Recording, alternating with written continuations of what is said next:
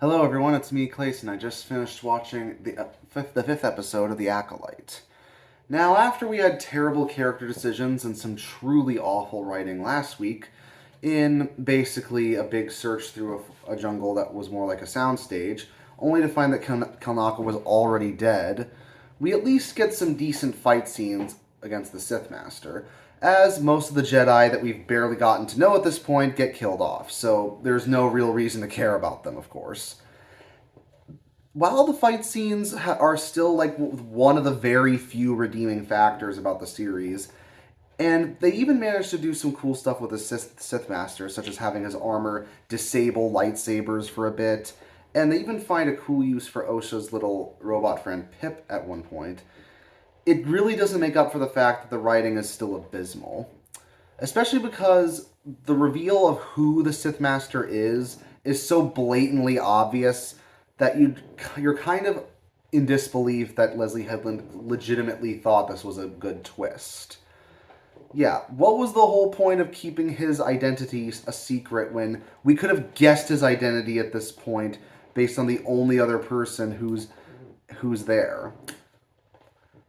Basically, I'm not going to spoil who the person is, but you'll be able to guess based on the events of the last episode. On top of that, Yord and Jeki are both out, and again, since you've barely gotten to know them too well based on the first 4 episodes, it's not the least bit sad when they happen to go. And of course, Osha and May do reunite at one point. Again, the backstory episode was so fumbled and so poorly told to the point where it's impossible to care about May and Osha. But it appears that after May knocks Osha out, she cuts her hair, and it appears that she's taking Osha's place when she heads over to Seoul. And naturally, the Sith Master also mistakes Osha for May, so it looks like the sisters are going to the Jedi and Sith respectively. Granted, May did say she was going to hand herself over to the Jedi, but she seems to just flip-flop again in this episode. Almost like the writers had absolutely no idea what they were supposed to do with May's characters. They just decided to flip-flop all over the place, and almost like she's written by 2 or 3 different people at once. It's very odd, very poorly done, and honestly, I'd be embarrassed if I was playing May or Osha. If I was Amanda Steinberg, you know. And the Sith Master, while he has a cool enough voice when he has the mask on, when it's revealed who he is, it's laughable.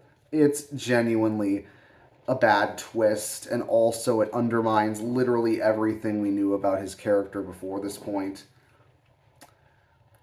It really seems like this series had a few studio notes of what would possibly make for an interesting story that would take place as a prequel to a lot of the other Star Wars properties, but it never got evolved past those studio notes, which is why the writing is so terrible, and it's why the characters are not only impossible to like, but impossible to take seriously half the time.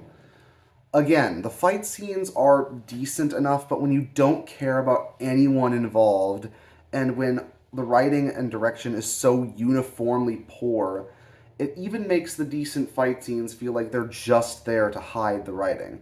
And it doesn't work. So, with only 3 episodes left, I have to ask, how much worse is this series going to be? See you next time.